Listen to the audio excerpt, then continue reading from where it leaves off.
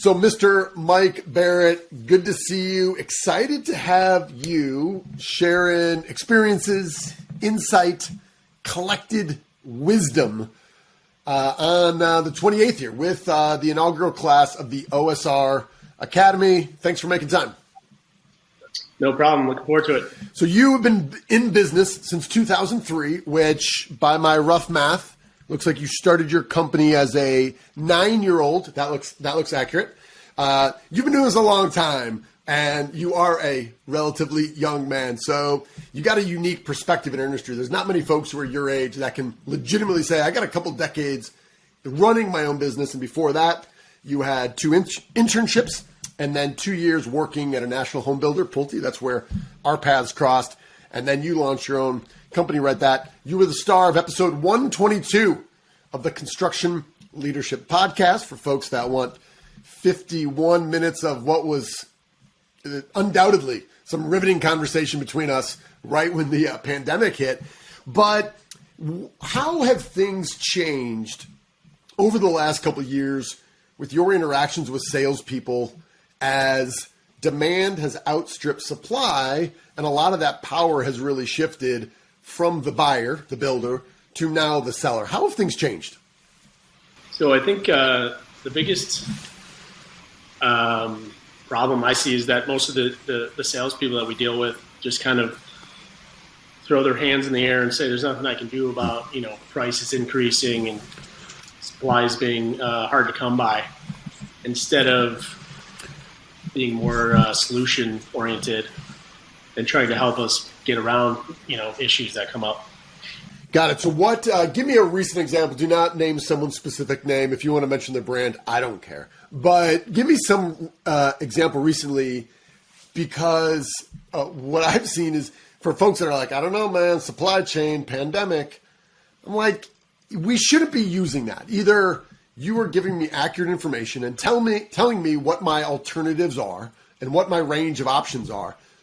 But dude, we entered this literally, right? March, April of 2020. This can't be the thinking now. And if it is, I would challenge, at least it seems to be lazy, but I think in some cases it's probably inaccurate. There are other reasons that are driving it. So any recent discussion come to mind where you're thinking, this is exactly what I'm talking about, and this just happened recently on an active job for you? It's more that they're not discussing it with us.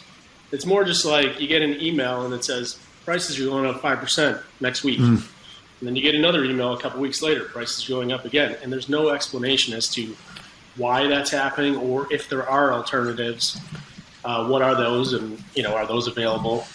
So in my experience, the salespeople just frankly are not communicating properly or frequently enough.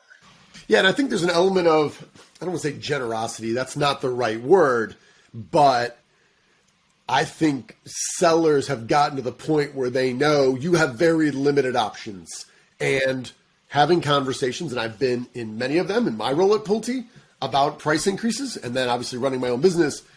Many of those, they're not great conversations.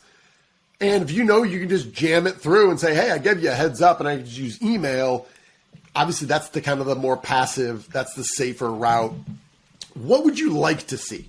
Say a price increase is coming along. What would have to happen for you to say, the result's going to be the same? I will more than likely accept the price increase. But here's, if you took this route and you made the time and you talked to me about this or in this way, it'd be a much better way to build a relationship of trust, because we know, especially with interest rates that are going up, sooner or later, the shoe's going to be back on the other foot, and guys like you are going to be really dictating terms of the agreements. Yeah, I think that a better way to handle that is, especially if you have long-term clients, is giving them all the information that they need.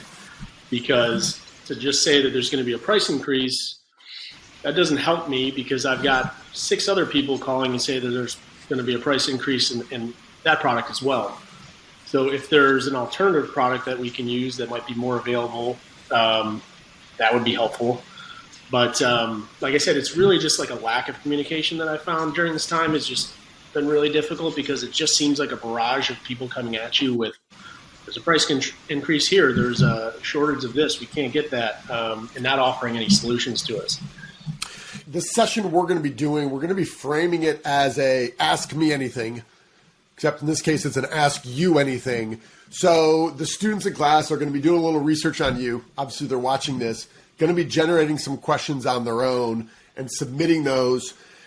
Any advice to these folks as they think about what questions are ideal to ask, or maybe even questions you wish sellers asked you more often? A lot of times salespeople that we deal with don't know their products as well as I'd like them to know them. I might know more about their product than they do a lot of times. And I like to talk about the technical aspects of most of the building products that we go into. So I think getting a feel for the client and what their need is as far as, being able to offer technical expertise is big, which we don't really get much of from the salespeople around here. It's more just, talking about the numbers. They've learned in the OSR Academy, we talk a lot about this concept or this framework of the NFPOs, the needs, fears, pains, and opportunities for growth. And I think you're hitting on one, which is, as I'm talking to you, I'm trying to understand how much detail do you want? And I think we know some of our friends who are very successful in the building community. These are guys who fly way up here, right? They're flying at 30,000 foot. They don't really know the technical aspects. Deal with my construction manager on that. Let me know the pricing and let me know the high level details. Where other guys like you are saying, I need to know. I want to know. I'm going to be doing research on my own, and I at least need to validate those with you. Or you can walk me through those. Again, it's tailoring your approach depending on the needs of the client or the prospect. So, okay. Well, great. I'm excited to get you in there, and I'm excited to have you help our OSR Academy students really learn from a practitioner, someone who's grown their own organization, has been extremely successful in the past, and obviously these are really kind of unique and interesting times we are in now. So look forward to spending more time with you. Obviously, we mentioned episode 122 of the Construction Leadership Podcast. They can check you out there. If you can also, what's your Instagram handle and what's your URL for your website?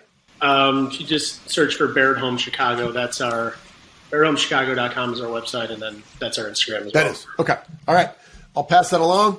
Good seeing you. We'll see you on the 28th. All right, buddy. Thanks.